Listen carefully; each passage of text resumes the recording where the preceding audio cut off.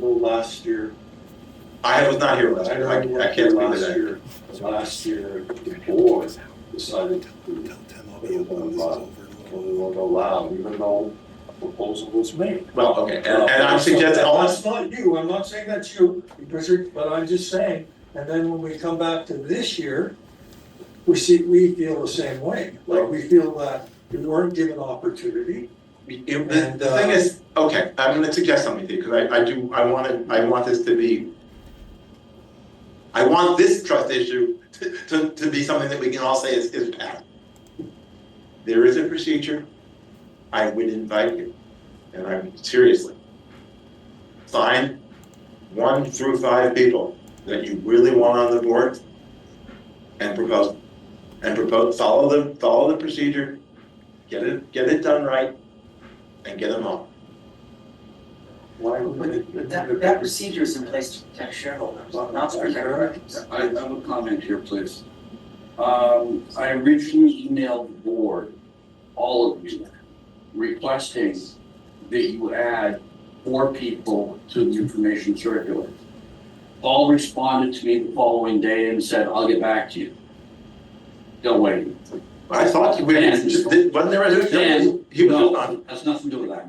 That was before I put the slate forward. This was on October 28th, it was a Monday. And I emailed the board. It would be 29th that Paul responded to me and said, I'll get back to you. I'm still waiting. Okay. Okay, hang on, I'm not Sorry. Sorry. So I did propose an alternate slate. James Chen sent me a letter.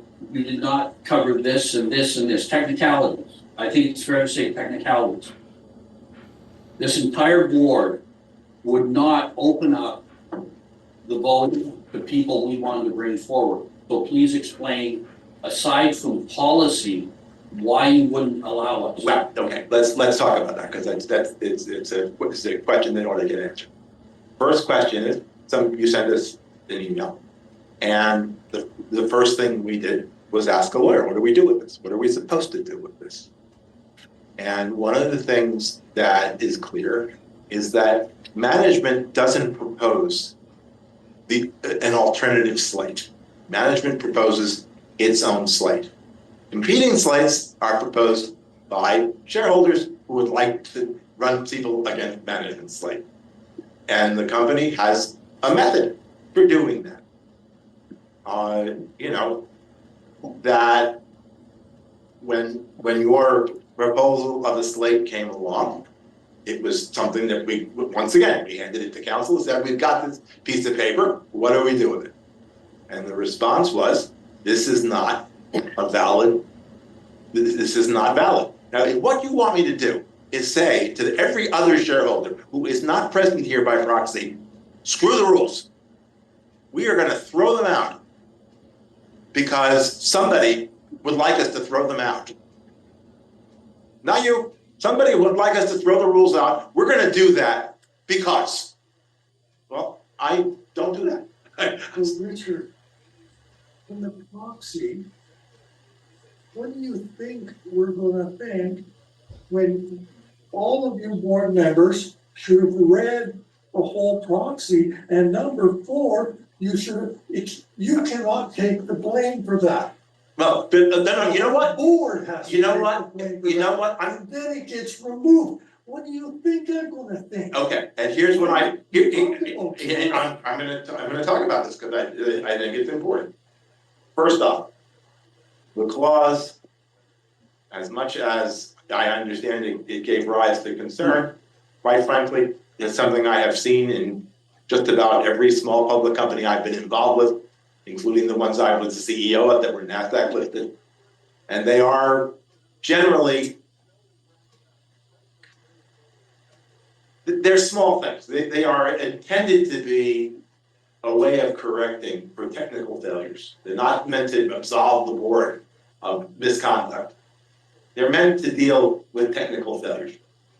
And Can you give an example of what a technical failure like that might be? a late notice. Or a board resolution is passed inadvertently without quorum or something like that. You have a meeting, the meeting wasn't duly called. Things like that. It is not meant to serve as a shield from liability for misconduct. Standards up. What became pretty, and Mr. Chen, well, I don't ask him to take the blame for it. We got it, we read it, I read it, I said, oh yeah, I've seen this before. And I quite frankly didn't think very much of it. What became clear is that this crew thinks a great deal of it. And so if you want to talk about honest disagreements and honest misunderstandings, I just didn't think it mattered very much. I still don't think it matters very much. The fact of it is that by withdrawing it, you have exactly the same result as if you defeated it. The board of directors' activity has not been ratified. You have given us no confirmation. We stand before you naked on technical defaults.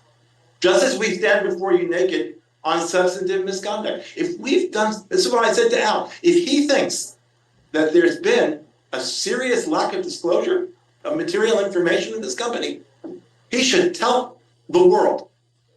He should call up law enforcement and he should let it happen. Because I am not in the business of finding myself engaging in breaches of fiduciary obligation or in violation of securities laws. I think telling us that the plant was being disassembled and, I mean,